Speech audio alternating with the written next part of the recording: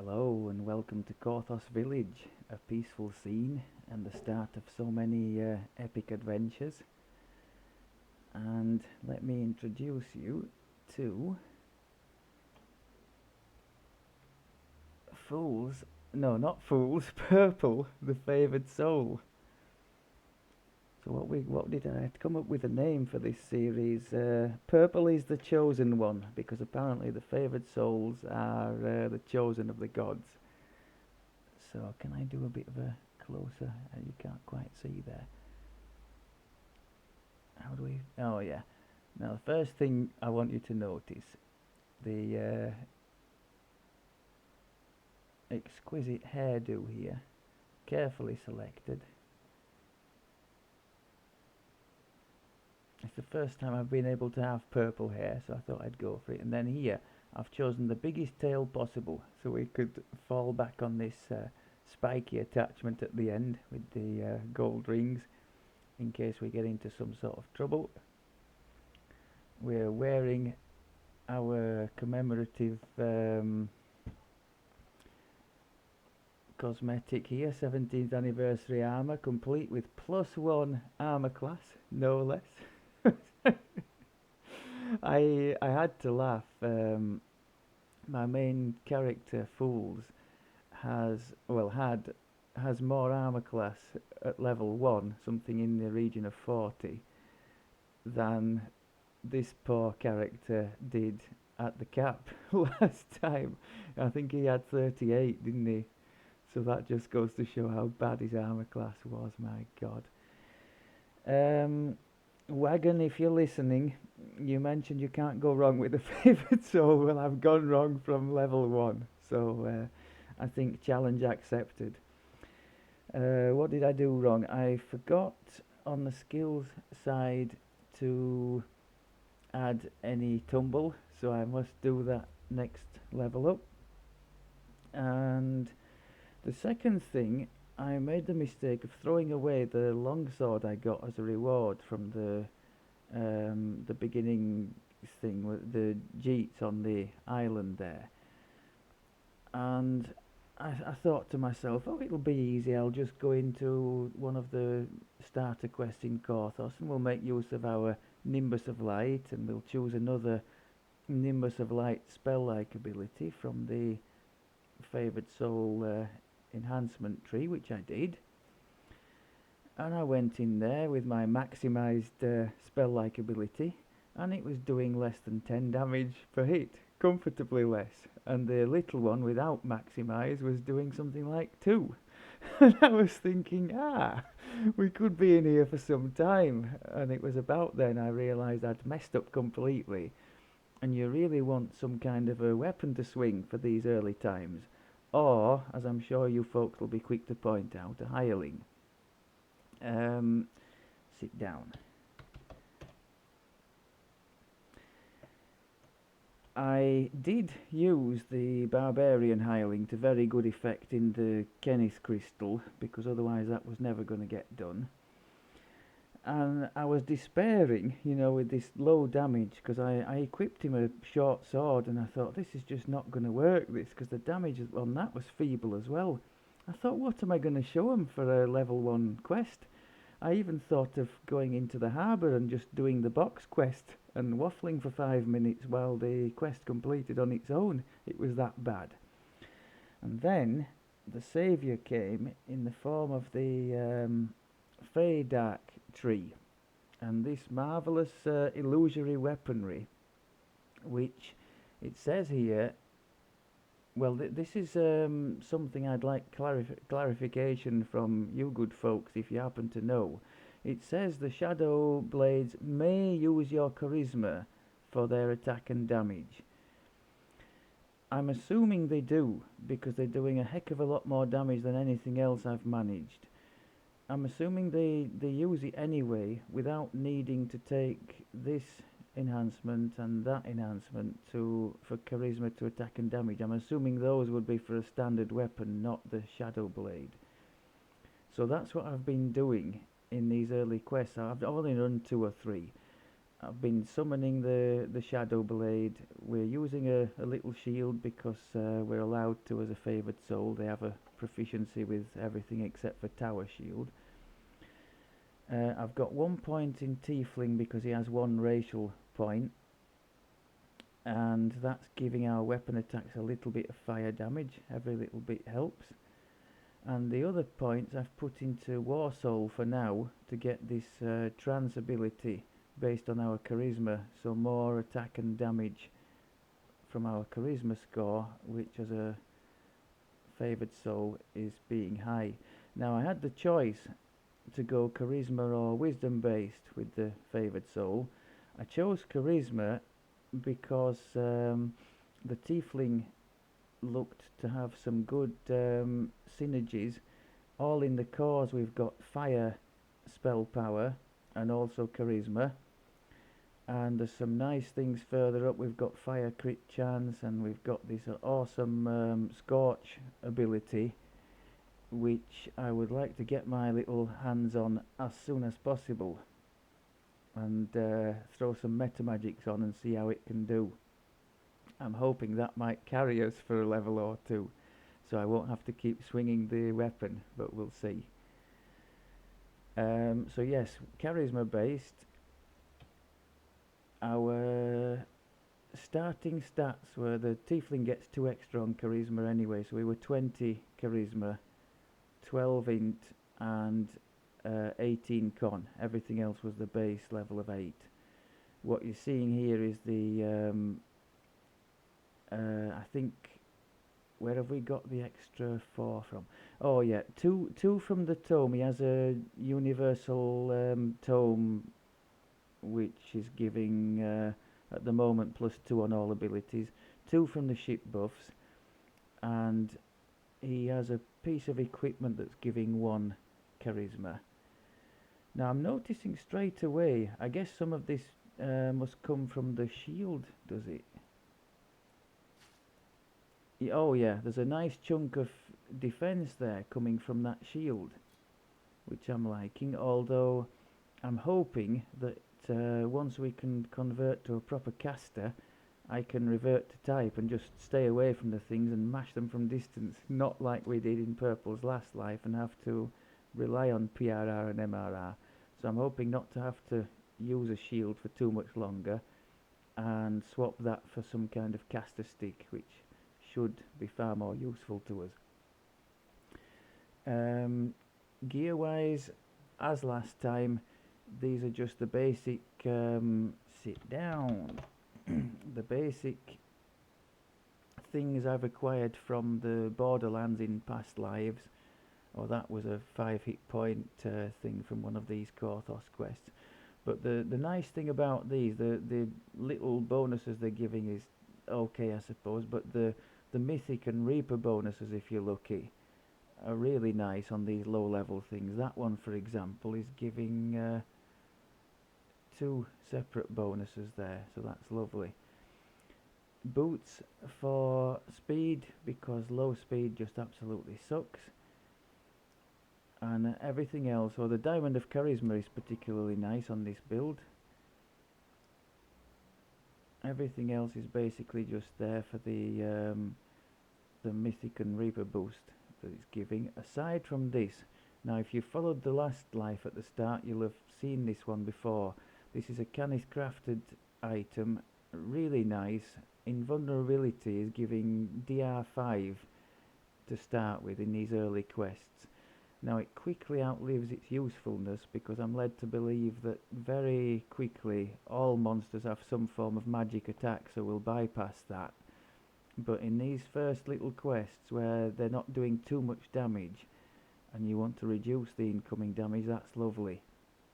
Our armor class, as you can see, is not going to be doing much reducing, although it is saying we have a reasonable chance to dodge there. Defense chance rather, to create some misses, not dodge. So you never know. I'll get rid of our Barbarian, I think. I just used him for the Canis crystal.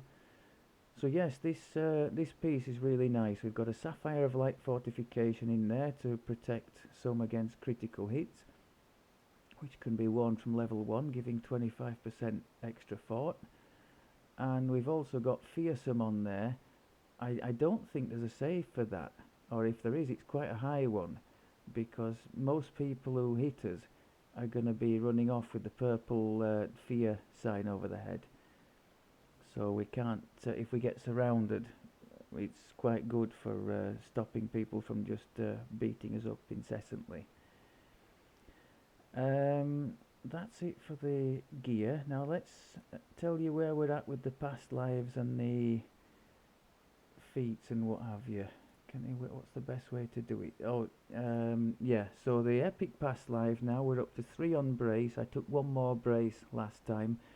I figured whatever I decided to do, that would be helpful.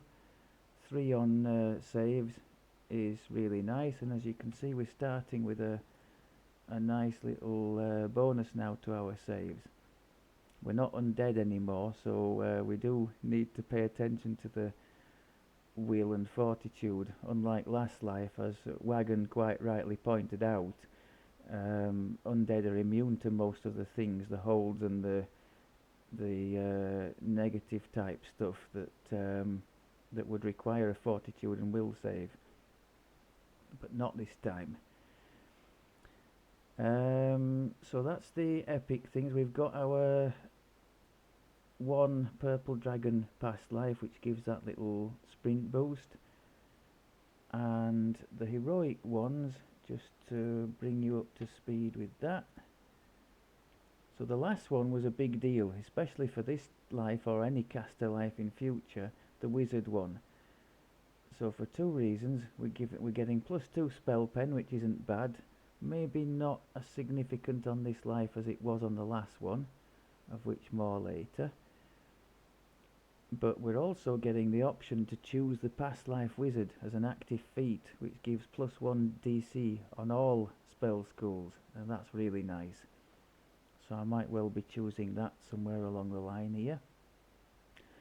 Warlock he's got twice because his nominal end build is Warlock. It's the only thing he's got end gear for. 3 MRR per life, that's not terrible. I think we can see, well, he's being biased by the shield, but to be starting out with these is not bad, especially as we're having to melee at the moment. So I'm quite happy with where that's at. Paladin is lovely to have as well. That was a relic of his time as a bank character. I've no idea. I think he did some kind of a mishmash build. I can't even remember, to be honest, but I'll happily take the 10 heal amp from that. Blightcaster Druid you know all about. The 5 acid and poison from there I'm pretty sure won't be helping us this time around. And the Cleric, Conjuration DCs, I don't think we do anything with Conjuration as a favoured soul. I'm pretty sure we don't. It's all more or less evocation. Cleric again was something to do with the time as a bank character. It was some kind of a cleric stroke fighter build, I think that came from. But I still would like to do a cleric life on this channel as a videoed one. Same for Paladin, because we don't have a record of those. So these are the 3 we've done on record: the wizard, the warlock and the druid. So that's where we're at with the past lives. We've done the gear.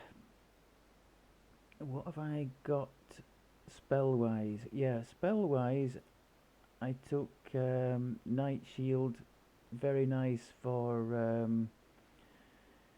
not so much for the saves, because you'll have very quickly a resistance item in the gear that will outstrip that bonus. It's for the immunity to the magic missiles, which especially against opponents in Reaper mode can be invaluable, because those things will tear you apart. Nimbus of Light, I've noticed scales up to, is that level 15 it goes up to? It starts off absolutely feeble. I can't stress this enough. Don't go into a quest thinking you're going to be able to do things with that and the spell-like ability Nimbus, because it's just not going to happen, or at least it didn't for me. I was uh, I was reminded that not to expect an early level caster to be doing decent damage with the spells, because it was just totally underwhelming, which is good because it pushed me to find a solution. So our solution is to go with the Shadow Blade from the Fade Arc tree, coupled with Divine Might to give us a bonus to attack and damage. And actually, we've also got this special attack from the War Soul, haven't we? Let's get that thrown in. Smite foe. For a bit, it's just a bit of extra damage. Oh, actually, that tallies quite well with what we're doing, the fire and light power. But we won't be staying in that tree for very long. It's just a temporary fix to make up for the fact that I was blissfully unaware that we were not going to cut it as a caster here. So yeah, that's going to be the basic strategy. Conjure the sword, go in with that, hope the robe is going to absorb some of the incoming damage, and hope that we can put out enough to keep us going. I have loaded up on some Cure Serious. We do get the option of Cure Light Wounds spell at level 1, but if that's as underwhelming as the level 1 Nimbus of Light, then I'll stick with the Cure Serious potions, which you can use from level 1 if you didn't know. I didn't know this last time around, and if you anything outside of Reaper, they're really good and definitely worth using. Where did they come from? I think they might come from the guild potion vendor in the Kundarak. Let me just check to make sure I'm not telling you rubbish.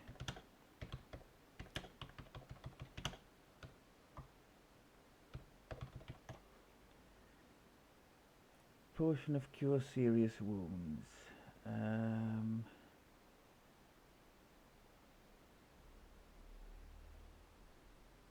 Elmer Flask, House Kundarak. Is that... Yeah, that's the guild potion vendor in House Kundarak, that in the square. And usable from level 1 is super nice. Okay, I mentioned the Tiefling. We took Maximize as the feat for level 1. I chose, it asks you to choose, is that not listed on here, or is it classed as a feat? It asks you to choose a deity to follow. Is it a deity? This. So I chose the Sovereign Host, which means we can treat longswords as a favoured weapon, but unfortunately these shadow blades are short swords, so not to worry. But in time I think that's going to give us access to a mega heal as well, like a panic button, so that's not too bad to have, I don't think. You can see there the default proficiencies for the favoured soul. They get general shield and medium armour. I think general shield, yeah, everything up to a large shield we can use without a penalty.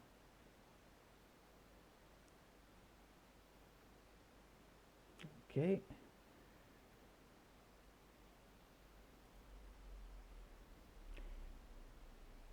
Spells we've done. Oh, I actually managed to get stuck in a corner. I was trying to find a nice vantage point to do the waffle for the first quest, and I got stuck in a corner. I think it was somewhere here. I was trying to go on the roof here. I got stuck either in there or in here somewhere. I think in this little nook here. I couldn't get out, so I had to use the slash stuck command. You really wanted to know that, didn't you? Why I've bothered even to note that down, I don't know. I must have been looking for some things to fill in the gaps. Skills wise, I think I mentioned already I've taken heal, jump and spellcraft because we don't get a jump spell with this character. Um, I was wondering about the UMD because people generally use the UMD for the sort of divine side of things, the raised dead and that kind of stuff, which obviously we'll get access to anyway as spells. I was disappointed how low our UMD was and how basically useless it was as a wizard last time around. And I was wondering if I should even bother investing into it this time. I mean, the only use I think I might have, maybe fire shield if we don't get that as a spell. Scrolls of fire shield, and then teleport scrolls. I mean, that's just like a convenience thing, isn't it? So I'm not sure. Normally I would have just as a matter of course invested into UMD, but maybe not this time around.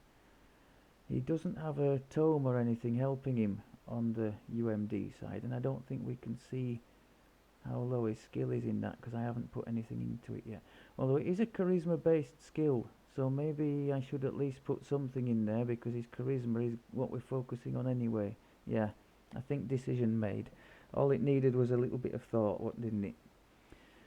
I've decided we're going to do something a bit different this time around. I'm gonna try and show you Misery's Peak as the level 2 one. So with that in mind, we've just got this last one in the tavern here to do, and then we're going to be setting out into the Korthos wilderness, which I don't normally do. So that will make a nice little change.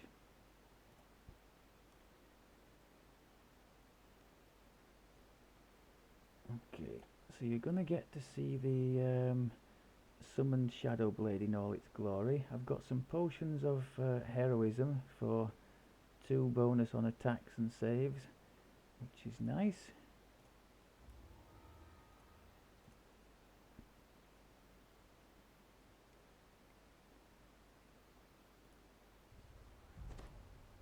Now I don't think that has a timer, does it? Or maybe it does and I just can't see the timer. Oh, 29 minutes, so it's long enough for any quest basically. Right.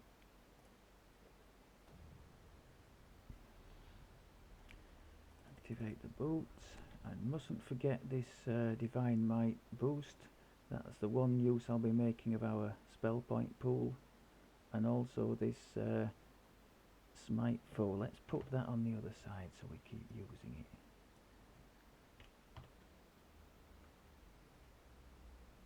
Okay. I've tried to keep the same sound settings as we finished with last time. And straight away you can see, well, you saw the fear effect going off, so this guy must have hit us. But you can see the decent damage. Now that fire is supposed to go off when enemies are reduced to below 75% health. You can see there he just started taking some. Oh, big hit. Yeah, that was the Smite Foe. So far, happy days. We've taken a grand total of 1 point of damage. Must remember to keep refreshing the Divine Might. I've only got 1 point in it unfortunately at the moment, so it only lasts for 30 seconds. But we're doing some decent damage here. I'm quite more than happy at this. I'll tell you what I'll do, just for giggles, I'll show you how bad this thing is. This Nimbus of Light. This is the non-maximised version. See if there's anything in this chest.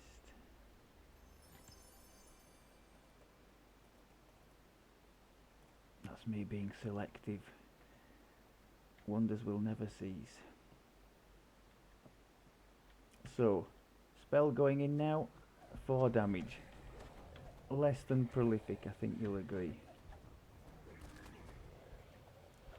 Whereas we're doing, what, 20 damage a time with these attacks, sometimes more than that. Plus the flame thing added to it.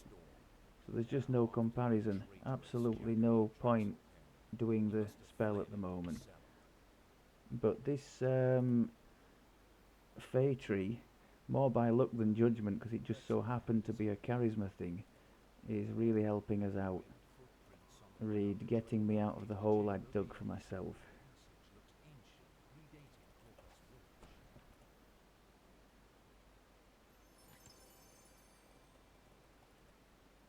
Now a shield. Con 1. Oh, it's usable only at 3, okay.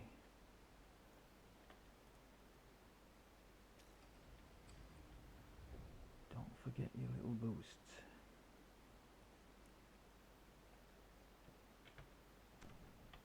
Let's try the big shot. Yeah, that was nice.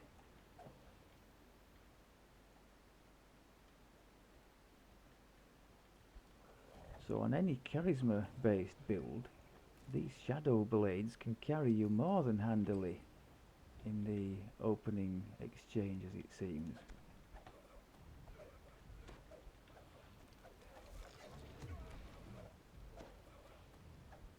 I think that was a crit, and even then he only did 2 damage. So our what's it called? Robe of Invulnerability is really protecting us nicely. Because we only have this one use for our spell points, the Divine Might, it's lasting all the way to the end of the quest, which is great.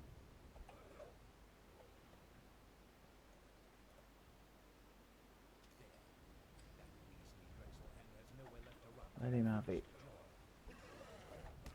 So now he's below 75% of his health. He's taking the flame damage as well. Happy days. Beautiful.